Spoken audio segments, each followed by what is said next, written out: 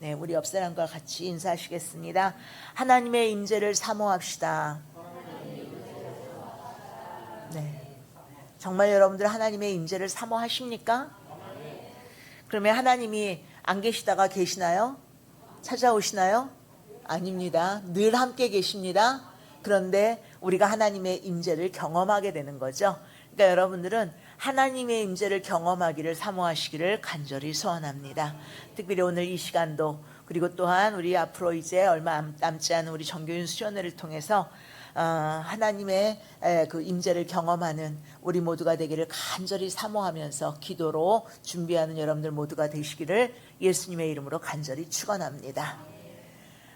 폐렴으로 13년 동안이나 투병 생활을 하다가 이제 회생해서 빙점이라는 소설을 쓴 일본의 그 여류 작가가 있죠. 이름이 뭔지 아십니까? 미우라 아야코. 그래서 빙점이라는 아마 그 소설은 여러분들 다 한 번씩은 읽어보셨을 텐데요. 이 미우라 아야코가 언젠가 이런 질문을 받은 적이 있었어요. 기독교에는 불교에서 같은 연불이 있습니까? 이런 질문을 받았어요. 근데 불교에서 연불을 외우는 거 아시죠? 네. 그럼 우리는 기독교에는 이런 연불이 있을까요? 없을까요? 자, 그러니까 그녀가 이렇게 대답했어요. 엄밀히 말하면 기독교에는 연불이 없습니다. 그러나 그와 비슷한 말은 있습니다. 임마누엘 아멘이라는 말입니다. 여러분들 나무아미타불이라고 연불을 외우잖아요. 불교 신자들이. 이 나무아미타불은 무슨 뜻이냐면 부처와 함께 있다는 의미의 말이에요. 우리가 부처님과 함께 있습니다. 부처님과 함께 있습니다. 이걸 계속 연불을 외우는 거예요. 근데 그 연불이 공연불이라는 말 들어보셨어요? 공연불이란 말은 무슨 말이에요? 헛된 말이라는 거죠. 사실이 아닌데 그 헛된 말을 계속 연불로 외운다. 그러니까 사실은 부처가 우리와 늘 함께 있습니다라는 말은 뭐예요? 공연불이에요, 사실은. 그들은 연불을 외운다고 계속 연불을 하는데 계속 그걸 말하는데 사실은 그거는 엄밀히 따지면 공연불이에요. 왜요? 이미 부처는 죽었고 그 부처가 그들과 함께 할 리가 없기 때문이에요. 그런데 이제 그와 비슷한 의미가 바로 뭐냐면 임마누엘 아멘이다. 우리 기독교에서는 아멘은 무슨 뜻입니까? 참으로, 진실로 이런 뜻이잖아요. 그러면 임마누엘은요, 오늘 우리가 본문에서 읽었죠. 뭐예요? 하나님이 우리와 함께 계신다. 하나님이 정말로 우리와 함께 계십니다. 하나님이 정말로 우리와 함께. 사실은요, 우리가 이 연불을 외워야 되는 거예요. 그래? 우리가 맨날 이 말을 고백하며, 우린 연불이라고 안 합니다. 우린 고백하며, 신앙 고백하며 살아야 되는 거예요. 하나님이 우리와 함께 하십니다. 하나님이 우리와 함께 하십니다. 이건 공연불이 아니에요, 여러분. 믿습니까? 그래요. 하나님이 나와 함께 계십니다. 실로 그렇습니다. 정말입니다. 근데 나는 그러면서 그 얘기를 하면서 이제 이 미우라 아야코가 나는 오랜 요양생활 가운데 문득 쓸쓸해지면, 외로워지면 곧잘 이 임마누엘 아멘을 되뇌었다는 거예요. 임마누엘 아멘. 임마누엘 아멘. 하나님이 나와 함께 계십니다. 그렇습니다. 정말로 하나님이 나와 함께 계십니다. 힘들고 어려울 때마다 이 말을 되뇌었다는 거예요. 그러면 감사하게도 전능하신 하나님께서 내 곁에 계셔서 온전히 나를 지켜주시는 것이 느껴지더라는 거예요. 그래서 마음이 평안해졌다라는 이야기를 했어요. 여러분들도 이렇게 하나님이 우리와 함께 계신 하나님의 임재를 생활 속에서 경험하며 사십니까? 경험하시기를 간절히 바랍니다. 어떤 분들은 그렇게 얘기하죠. 이렇게 복잡한 세상을 살아가면서 너무너무 분주하고 바쁜 일상을 살아가면서 어떻게 생활 속에서 함께 하시는 하나님의 임재를 날마다 의식하며 사는 것이 정말 가능한가? 라고 말하기도 해요. 그러나 여러분, 이런 의문에 대해서 프랑스와 마라발이라는 사람은, 이름이 참 이상해요. 마라발이에요. 이 프랑스와 마라발이라는 사람은 이렇게 말했어요. 비둘기가 그것의 두 날개의 무게 때문에 날지 못하고 떨어지는 것이 아니다. 그렇죠? 무슨 얘기인지 모르시겠죠? 비둘기가 그 날개의 무게 때문에 날지 못해요? 오히려 하늘 높이 날 수 있는 거예요. 그 무거운 날개를 달고 있어서 뭐 하늘 높이 날 수 있는 거잖아요. 마찬가지로 우리와 함께 계시는 하나님의 임재를 의식하며 사는 건 부담이 아니라 오히려 우리를 소생시키는 미풍이다. 분주하고 바쁘고 복잡한 세상 속에서 우리가 하나님이 나와 함께 하신 걸 경험하고 의식하며 사는 게 부담이 아니다. 어떻게 그렇게 할 수가 있느냐가 아니라 그렇게 해야 그것이 우리를 날게 하는 미풍이 된다는 거야. 그리고 우리가 넘어지지 않도록 붙잡아주는 손이 되는 것이고, 우리를 인도하는 빛이 되고 우리도 모르게 힘을 주는 양약이 된다, 이렇게 얘기했어요. 무슨 얘기인지 아시겠어요? 그러니까 우리는 아무리 바쁘고 분주하고 힘들어도 그때 더더욱 하나님의 임재를 경험해야 된다는 거예요. 하나님이 우리와 함께 계시는 걸 의식해야 된다는 거예요. 그래야 그게 나에게 힘이 되고 나에게 위로가 되고 나로 하여금 더 일어서서 나아갈 수 있게 만들어준다는 거예요. 믿습니까? 이러한 하나님의 임재에 대해서 많은 오해가 있습니다. 사실 어떤 사람들은 하나님의 임재를 눈에 보이는 특별한 현상이나 귀에 들리는 기이한 음성으로만 이해하려고 합니다. 그래서 하나님의 임재를 경험하기 위해서 특별한 체험이나 극적인 현상을 찾아다니는 사람들도 있어요. 그러나 성경은 그렇게 말하지 않아요. 무엇보다 먼저 요한복음 4장 24절에서는 하나님은 영이시다, 그렇게 말했죠. 믿습니까? 그러므로 하나님의 임재는 특별한 경우를 제외하고는 사실 물리적인 방식으로가 아니라 영적인 방식으로 나타나는 거예요. 물리적인 방식은 눈에 보이고 우리의 귀에 직접 이 육신의 귀에 들리고 이런 것들이 물리적인 방법인데, 하나님은 영이시기 때문에 그 영이신 하나님을 경험하는 건 사실은 대다수 물리적인 방법이 아니라 영적인 방식으로 우리가 깨닫게 되고 나타난다는 거예요. 그래서 우리의 눈에 보이는 특별한 현상이나 귀에 들리는 귀한 음성으로만 하나님의 임재를 경험하려고 하면요, 그것은 실로 지극히 어렵고 제한적인 일이 될 수밖에 없는 거예요. 우리의 생각이나 마음이 눈에 보여요? 여러분들 생각이나 마음이 눈에 보여요? 옆 사람 보세요. 그의 생각이나 마음이 눈에 보입니까? 근데 그분에게 생각이나 마음이 있어요, 없어요? 있죠. 분명히 그렇게 존재하는 것처럼 눈에 보이죠. 하나님의 임재도 그렇다는 거예요. 대부분의 경우 하나님의 임재는 눈에 보이지는 않지만 또한 귀에 들리지는 않을지라도 분명히 존재하는 것으로 우리 안에 계신 성령님을 통해 경험되어지는 줄로 믿습니다. 더욱이 하나님은 인격적인 분이시기 때문에 그분의 임재를 경험한다는 건요, 단순히 분위기나 감정에 휩쓸리는 게 아니에요. 우리가 하나님과 인격적으로 만나는 실제적인 교제가 되는 줄로 믿습니다. 하나님께서 주시는 말씀이 기억나면서 그 말씀이 나에게 영향을 미치게 되고, 내가 하나님 앞에 믿음을 고백하면서 더 우리 안에 힘이 생기게 되고 더욱더 결단하게 되고, 이러한 인격적인 교제를 통해서 하나님의 임재를 경험하는 거란 말이에요.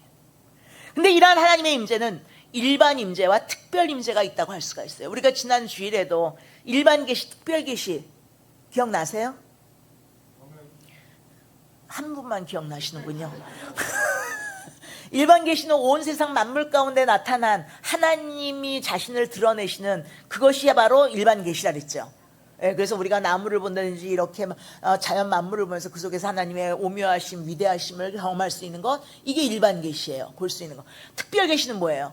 하나님이 특별히 더 하나님을 우리에게 더 잘 나타내 주시기 위해서 주신 하나님의 말씀, 성경 말씀, 그리고 예수 그리스도의 복음, 이게 바로 특별 계시란 말이에요. 믿습니까? 근데 임재도요, 일반 임재와 특별 임재가 있어요. 첫째로 일반 임재는 하나님의 편재성과 관련된 진리예요. 하나님의 편재성이 뭐냐면 하나님은 안 계신 곳 없이 계신다는 거예요. 모든 곳에 계신다는 게 하나님의 편재성이에요. 그렇습니까? 안 그렇습니까? 즉 하나님은 모든 곳에 계시고 모든 피조물 가운데 계시고 모든 만물을 다스리신다는 거예요. 그래서 우리는 그 모든 만물 가운데서 하나님이 계시다는 걸 느낄 수 있다는 거죠. 이게 일반 임재예요. 그리고 둘째로 특별 임재란, 하나님은 특별히 자신의 백성 가운데 자신의 이름으로 모인 자리에 특별한 임재를 나타내 보이신다는 거예요. 자, 출애굽기 20장 24절 하반절 말씀에 그것이 나와요. 읽어보겠습니다. 하는 모든 곳에서 내게 임하여 복을 주리라. 내가 내 이름을 기념하게 하는 모든 곳에서 내게 임하여 복을 주리라. 이 출애굽기 20장 24절의 말씀은요, 사실 성소를 얘기하는 거예요. 그래서 이스라엘 백성들이 광야에서 이제 성소를 중심으로 해서 행진하기도 하고 머물기도 하잖아요.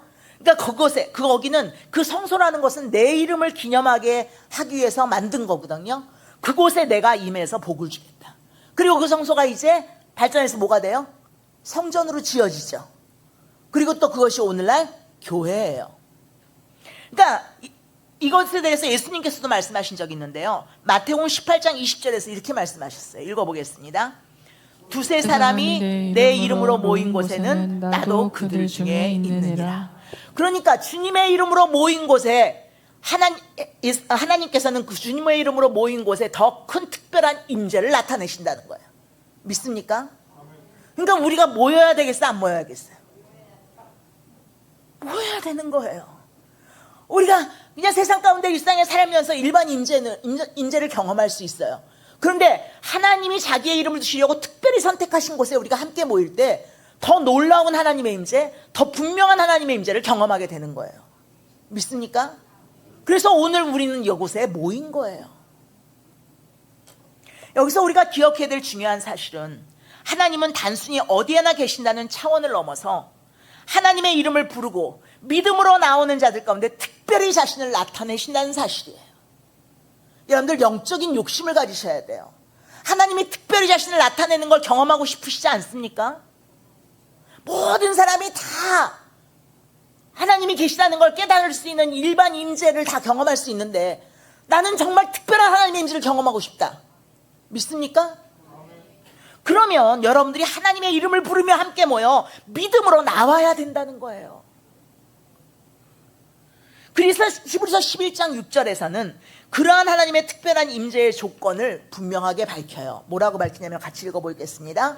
믿음이 없이는 하나님을 기쁘시게 하지 못하나니 하나님께 나아가는 자는 반드시 그가 계신 것과 또한 그가 자기를 찾는 자들에게 상 주시는 이심을 믿어야 할지니라. 즉 하나님의 특별한 임재는요, 믿음으로 반응하는 사람들에게 경험되어진다는 거예요. 믿습니까? 하나님이 특별히 나에게 하나님께서 임재를 경험하게 하실 거야. 하나님이 나에게 하나님 자신의 영광을 드러내시고 나타내실 거야. 그 믿음을 가지고 하나님께 나아가는 자에게 하나님은 특별한 임재를 나타내 보여주신다는 거예요. 이에 토저라고 하는 유명한 목회자도 이렇게 말했어요. 우리가 드리는 예배에는 하나님이신 예수 그리스도가 임재해 계십니다. 그러나 입으로는 주여 믿습니다라고 고백하면서도 진정 믿음으로 경배하는 마음이 없기 때문에 예수 그리스도의 임재를 깨닫지 못하는 것입니다. 우리가 똑같이 이렇게 예배 가운데 같이 있지만요, 그냥 입술로만 주여 믿습니다 하는 사람은 주님의 특별한 임재를 경험하지 못한다는 거예요. 이 예배 가운데 같이 있는데 정말 믿음으로 주님께서 나에게 하나님의 영광을 보여주실 줄로 믿습니다. 깨닫게 하시고 경험하게 하실 줄로 믿습니다. 이 믿음으로 경배하는 마음이 있는 자에게 예수 그리스도의 임재를 깨닫게 하신다는 거예요. 믿습니까? 그래서 우리는 예배에 올 때마다 사모하는 마음으로 와야 되는 거예요. 믿음을 가지고 와야 되는 거예요. 오늘도 하나님께서 나에게 하나님의 영광을 보여주시겠지, 하나님의 영광을 깨닫게 하시겠지, 경험하게 하시겠지 믿습니다. 그리고 사모하는 마음으로 모여서 그 간절한 믿음으로 반응하며 믿음으로 여러분들이 주님을 찬양하면 하나님의 영광을 경험하게 된다니까요. 그렇습니다. 하나님 앞에 진정한 믿음으로 나아가는 자들에게 하나님의 임재는 실제로 경험되어지게 됩니다. 하나님의 임재는 단지 신학적인 개념만이 아니에요. 실제로 경험될 수 있는 줄로 믿으시길 바랍니다. 그러나 앞에서도 말씀드렸지만 그 경험은 감각적인 현상으로 나타나는 것이 아니고, 현상으로만, 물론 때로는 특별한 경우에 감각적인 형상으로도 나타나요. 근데 그것만으로 나타나는 게 아니라 오히려 더 깊은 차원으로 영적으로 나타나고요, 더 실제적인 차원으로 삶이 변화되는 것으로 나타납니다. 그렇습니다. 영적으로 하나님의 임재가 경험되어질 때 사람에게 나타나는 변화는 분명해요. 그러니까 그 사람이 하나님의 임재를 경험했느냐 안 했느냐는 그 삶이 어떻게 변화됐느냐를 보면 알 수가 있어요. 여러분들이 마찬가지, 나 자신을 진단할 때도 내가 하나님의 영광을, 하나님의 임재를 경험하고 사는가? 이걸 볼 수 있는 방법은 여러분들의 삶이 변화되는가를 보면 돼요. 자, 오늘도 우리는 이렇게 주일에 교회 와서 함께 예배드리면서 하나님의 임재의 영광을 사모하고 경험합니다. 자, 그러면 어떤 변화가 나타나냐면 삶의 중심이 하나님께로 이동하는 거예요. 자기 중심의 삶에서 하나님 중심의 삶으로 전환되는 거예요. 두 번째로 나타나는 삶의 변화는요, 죄에 대한 민감함이 회복돼요. 죄에 대해서 별로 민감하게 느끼지 못하고 내가 이런 죄를 졌나 깨닫지 못하다가 이렇게 와서 함께 예배드리면서 하나님의 임재를 경험하게 되면 우리의 죄가 드러나요. 깨달아져요. 하나님의 거룩하심 앞에서 자신의 죄를 바로 인식하게 되는 거예요. 그래서 회개하게 되는 거예요. 세 번째로 내면의 기쁨과 평안이 넘쳐나게 돼요. 이것은 환경에 의해 좌우되지 않는 기쁨과 평안인 줄로 믿습니다. 네 번째는 순종할 수 있는 담대함이 생겨요. 하나님의 임재를 경험한 사람에게 나타나는 삶의 변화예요. 순종할 수 있는 담대함이 생긴다는 거예요. 하나님을 만난 사람은 더 이상 머뭇거리지 않습니다. 이러한 변화야말로 하나님의 임재가 실제로 경험되고 있다는 증거인 줄로 믿습니다. 여러분들 안에 이렇게 하나님의 임재가 실제로 경험되어지는 그 증거가 나타날 수 있기를 간절히 소원합니다. 자, 그렇다면 우리는 어떻게 이러한 하나님의 임재를 실제로 경험할 수 있을까요? 첫째로 하나님이 계신 것을 믿어야 된다는 거예요. 하나님이 지금 이곳에 계신 것을 믿어야 된다는 거예요. 믿습니까? 하나님이 이제 우리 다음 주에 정규인 수련회 같은 정규인 수련회 그곳에 하나님이 계신다는 걸 믿어야 되는 거예요. 어디에나 우리의 일상의 삶의 현장에 하나님이 계신 걸 믿어야 되는 거예요. 그래야 우리는 하나님의 임재를 실제로 경험할 수 있어요. 하나님의 임재는 우리의 믿음에서 시작되는 줄로 믿습니다. 두 번째, 하나님을 전심으로 찾아야 돼요. 형식적인 신앙으로는 마음과 뜻을 다하지 않은 미지근한 사모함으로는 하나님의 임재를 경험할 수가 없는 거예요. 세 번째로 착하고 겸손한 마음으로 하나님 앞에 열심을 다해 더 가까이 나아가야 돼요. 겸손한 마음으로, 순전한 마음으로. 교만한 마음은요, 하나님의 임재를 가로막습니다. 우리 수련회 가서 제가 드릴 말씀인데, 야곱이 왜 베델에서 하나님을 그때서야 만났을까요? 그 전에는 나는 알지 못하였다 그랬어요. 하나님이 여기 계시거늘 내가 알지 못하였다. 그동안 하나님이 계신 걸 몰랐다는 거예요. 왜? 교만함 때문이에요. 그래서 시편 10절 4절 말씀에 보면 교만한 자에 대해서 이렇게 말씀하고 있는 것을 볼 수가 있어요. 읽어보겠습니다. 악인은 그의 교만한 얼굴로 말하기를 여호와께서 이를 감찰하지 아니하신다 하며 그의 모든 사상에 하나님이 없다 하나이다. 그래요. 교만한 자는 하나님이 없다 해요. 아니, 하나님이 있다고 입술로는 얘기할지 모르지만 없다고 생각하고 살아요. 그러니까 하나님의 임재를 경험할 수가 없죠. 그러므로 교만한 자는 절대로 하나님의 임재를 경험할 수가 없는 거예요. 이사야 57장 15절 말씀과 같이 하나님은 겸손한 자에게 함께 하시는 임재의 은혜를 베푸시는 줄로 믿습니다. 같이 읽어보겠습니다. 지극히 존귀하며 영원히 거하시며 거룩하다 이름하는 이가 이와 같이 말씀하시되 내가 높고 거룩한 곳에 있으며 또한 통회하고 마음이 겸손한 자와 함께 있나니 이는 겸손한 자의 영을 소생시키며 통회하는 자의 마음을 소생시키려 함이라. 아멘. 네 번째, 하나님은요, 어떤 사람이 하나님의 임재를 경험할 수 있냐? 하나님과 인격적인 교제를 꾸준히 이루어갈 때 우리는 하나님의 임재를 경험할 수 있어요. 그러면 우리는 하나님과 인격적인 교제를 무엇을 통해서 꾸준히 이루어가야 될까요? 그렇죠. 계속해서 기도와 하나님과 대화하는 기도. 인격적인 관계라는 건 서로 소통하는 거예요. 그리고 말씀을 통해서 또 하나님과 소통하는 거예요.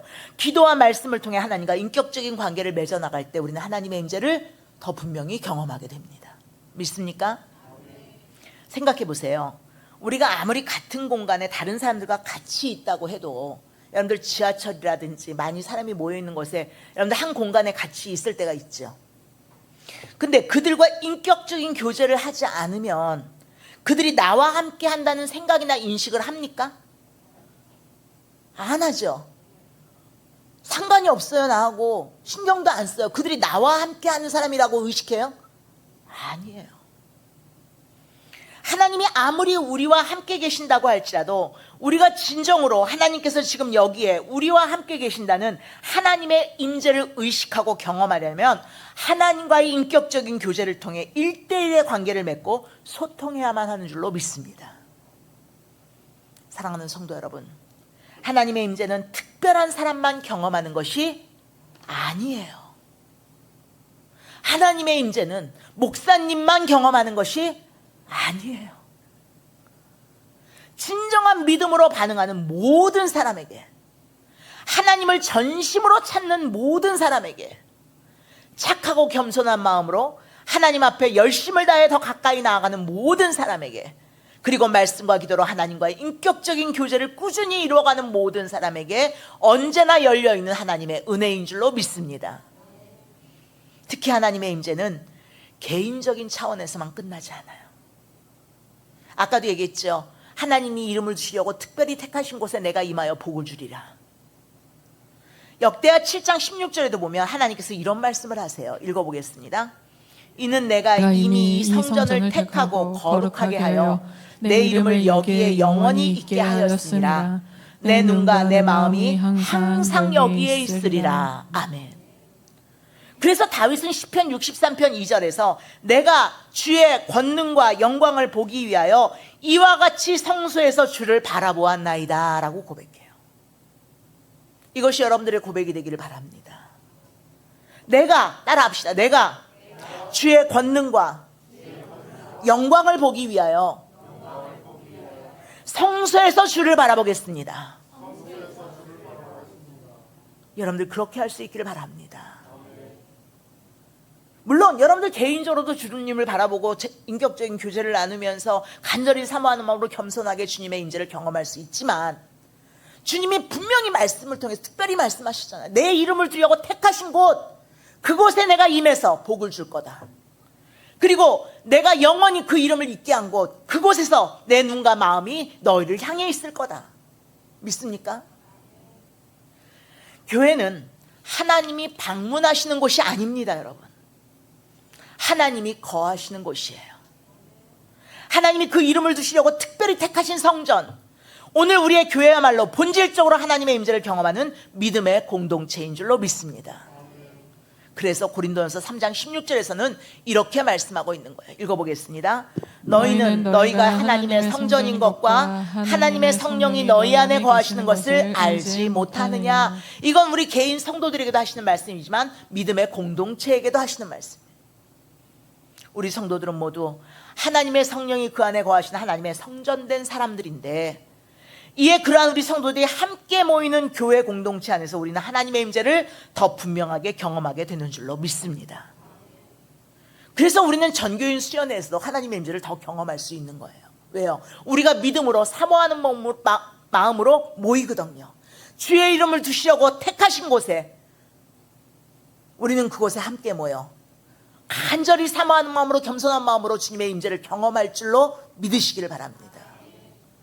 성도 여러분, 우리 교회 공동체의 목표는 분명해야 돼요. 성장도 아니고요, 성공도 아닙니다. 우리 삼일교회 공동체의 목표는 교회 성장도 또 교회의 성공도 아닙니다. 하나님의 임재입니다. 하나님의 임재를 경험하는 곳이 돼야 되는 거예요.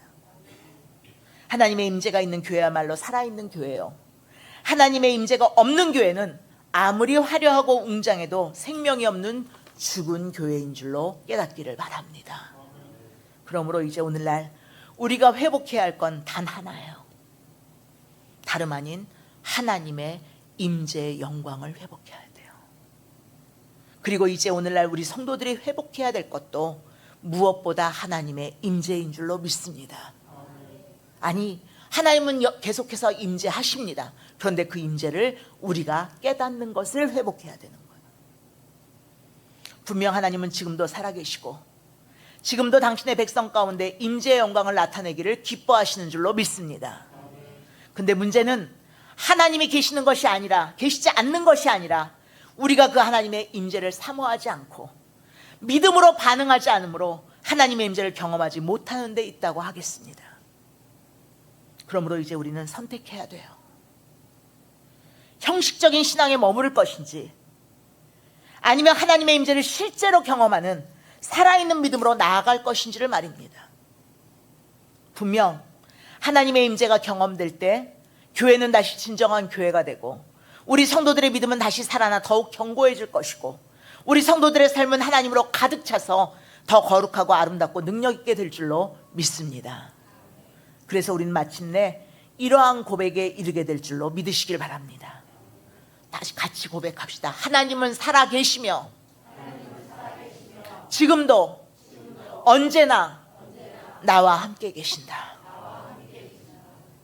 믿음의 고백을 하시길 바랍니다. 다시 한번 외우세요. 하나님은 살아계시며 지금도 언제나 나와 함께 계신다. 믿습니까? 사랑하는 성도 여러분, 하나님의 임재는 막연한 분위기나 감정만이 아니고 실제적인 영적 경험이 돼야 돼요.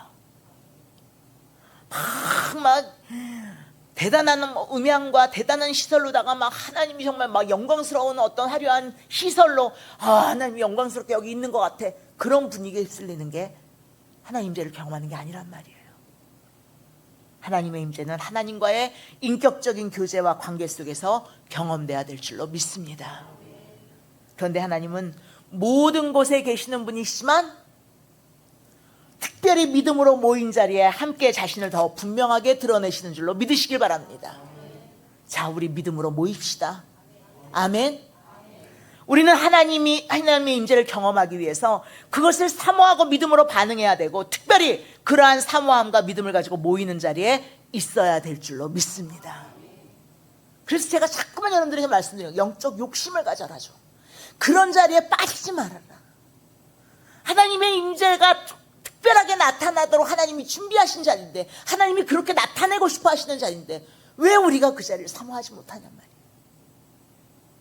우리가 믿음, 갈망, 겸손 그리고 순종을 통해 함께 모여 하나님의 이름을 찾고 부를 때 우리는 분명 하나님의 임재 영광을 보게 될 줄로 믿습니다.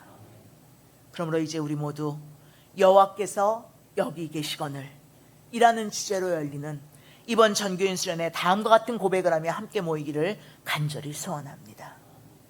하나님은 지금도 살아계시며 나와 함께 계십니다. 하나님은 보이지 않지만 분명히 나의 삶 가운데 임재하십니다. 나는 하나님을 단순히 아는 것이 아니라 인격적으로 만나기를 원합니다. 나는 하나님의 임재를 사모하며, 그래서 하나님의 임재를 경험하며 그분과 동행하는 삶을 살기를 간절히 소원합니다.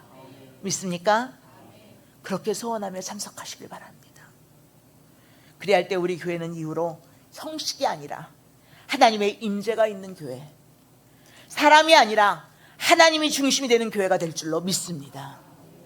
그래서 우리 성도들 모두 역시 언제나 하나님의 임재의 영광을 맛보고 하나님 중심의 복되고 영광스러운 삶을 살게 되기를 예수님의 이름으로 간절히 축원합니다. 기도하시겠습니다.